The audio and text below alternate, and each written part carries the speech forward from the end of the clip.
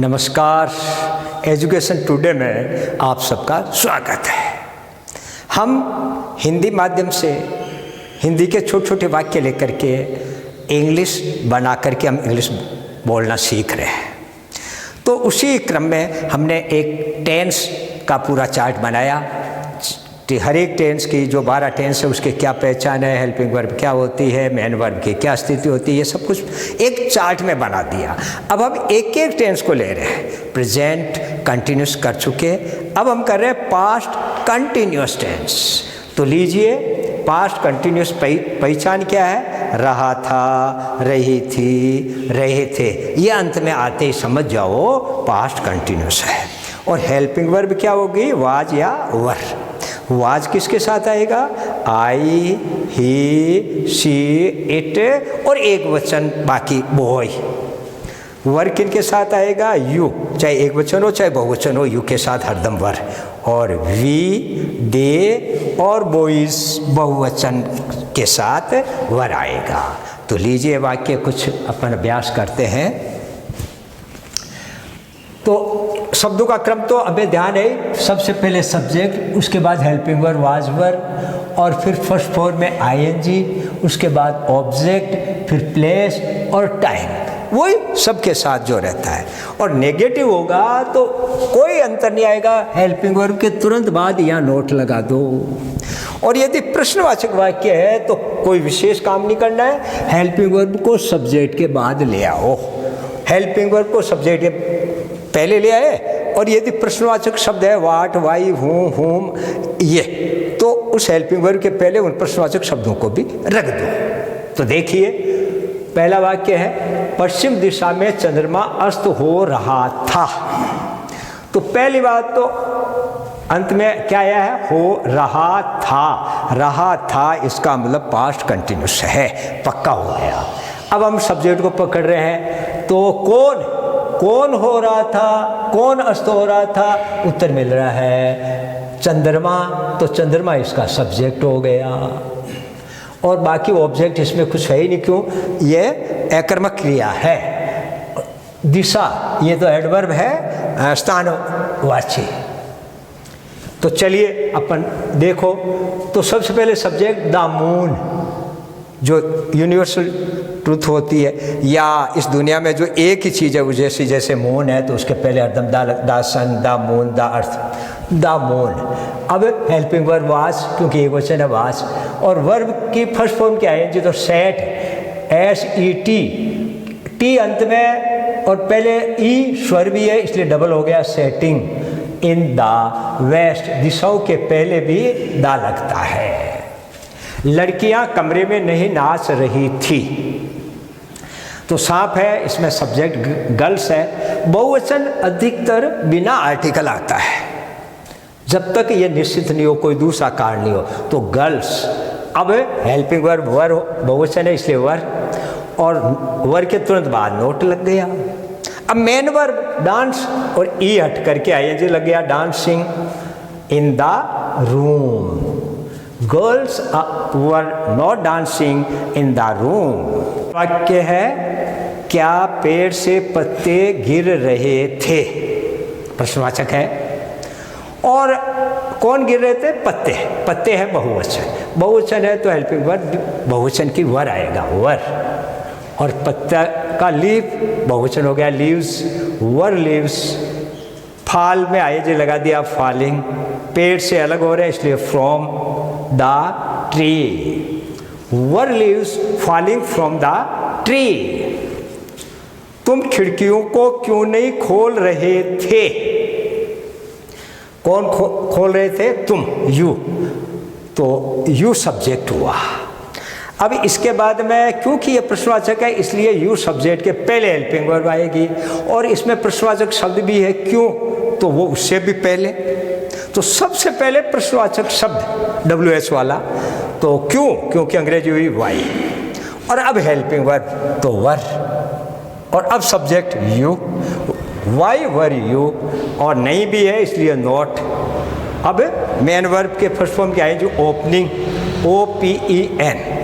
हमारा नियम कहता है कि बाद ही बाद के अंदर अगर व्यंजन हो, एन व्यंजन है, उसके पहले स्वर हो तो आईएनजी लगते ही डबल होता है, लेकिन ये अपवाद में है, एन अंत में ई एन होता है तो डबल नहीं होता है। इसलिए ओपनिंग द विंडोज, तुम खिड़कियों को क्यों नहीं खोल रहे थे? Y were you not opening the Windows. तो इस प्रकार अपने ये वाक्य किए। अब आप स्वयं इनका अभ्यास कीजिए, पहले आप कीजिए फिर मैं करता हूँ, मिलान कीजिए इन वाक्यों को, 5 को आप कीजिए। कि उस समय वर्षा हो रही थी, तो सबसे पहले सब्जेक्ट, इसमें सब्जेक्ट तो वर्षा है, और पहले अपने पढ़ा वर्षा होने के लिए इसको सब्जेक्ट नहीं बनावे तो सुंदर लगता है, तो हम इट से शुरू करेंगे।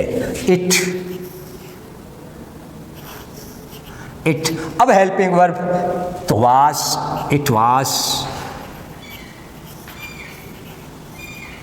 इट वाज वर्षा होने का, raining.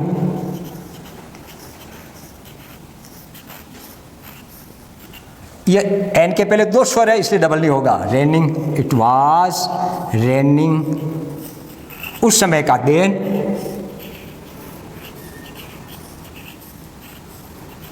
It was raining then. इसको यूं भी, वर्षा को भी अपन सब्जेक्ट बना ले, गलत तो नहीं होगा, तो क्या होगा? The rain was falling then, ये भी कर सकते हैं, ये भी सही। वह कमरे में प्रवेश नहीं कर रही थी, तो सब्जेक्ट हमें मालूम पड़ गया वह, तो वह तो, और आगे देख रहे हैं रही थी स्त्रीलिंग भी है, इसलिए शी। अब रही थी तो शी के साथ तो वाज आएगा भाई, शी वाज। अब नहीं है तो यहीं पे नोट आएगा, हेल्पिंग वर्ब के तुरंत बाद नोट आता है, शी वाज नॉट। प्रवेश तो एंटर,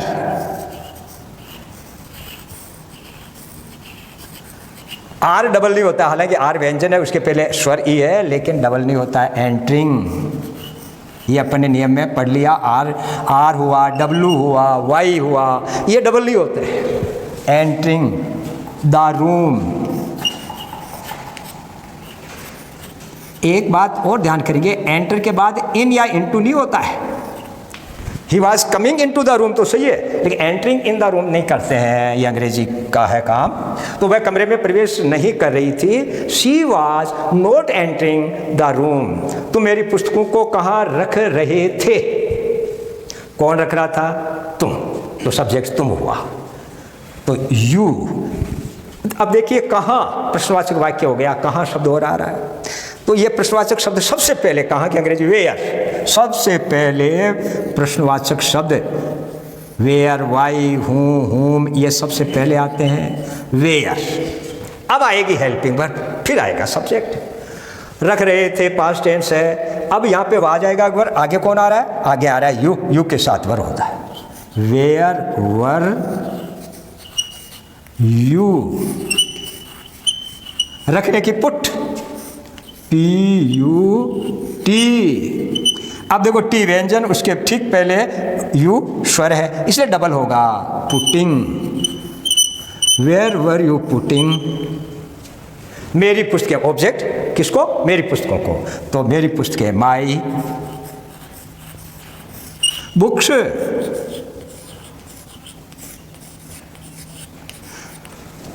तुम मेरी पुस्तकों को कहाँ रख रहे थे? Where were you putting my books. चौथा वाक्य है, गुरुजी हमें संस्कृत कब नहीं पढ़ा रहे थे? तो ये प्रश्नवाचक है, और प्रश्नवाचक कैसा है? प्रश्नवाचक शब्द क्या आया इसमें? कब। तो सबसे पहले प्रश्नवाचक शब्द कब की अंग्रेजी? When.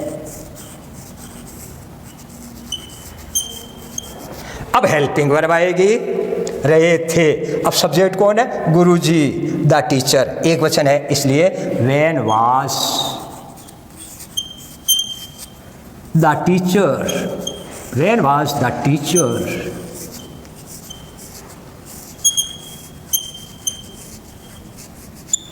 When was the teacher. अब क्या है? वर्ब क्या है? काम हो रहा है पढ़ाने का, तो टीचिंग।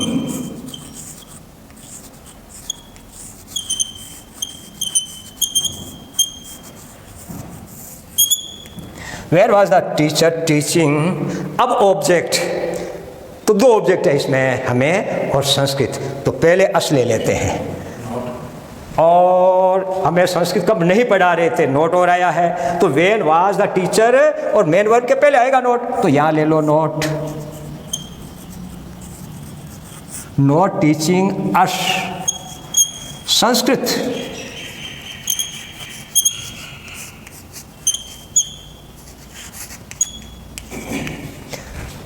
तो गुरुजी हमें संस्कृत कब नहीं पढ़ा रहे थे, when was the teacher not teaching us Sanskrit. तो मेरी बात को ध्यानपूर्वक क्यों नहीं सुन रहे थे? तो देखिए इसमें अब इसके अंदर प्रश्नवाचक शब्द क्या आ रहा है, क्यों। सबसे पहले क्यों को लेंगे, वाई,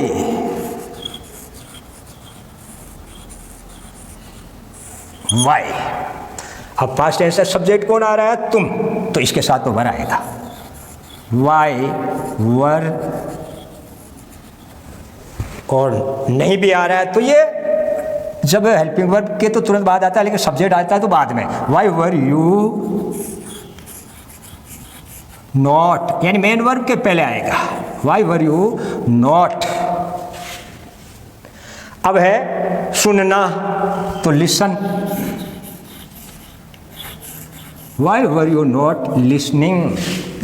अब देखो लिसन में भी आईएनजी जब लगेगी तो अंत में एन व्यंजन है, ई स्वर है, लेकिन ई एन होता है तो डबल भी नहीं होता है, ये भी नहीं होगा, listening, Y were you not listening. अब देखिए उसके बाद क्या आता है, ध्यानपूर्वक। तो ये जो manner of adverb of manner होते हैं वो इनके प्लेस और टाइम के पहले आते हैं। तो ध्यानपूर्वक हम करेंगे, केयरफुली,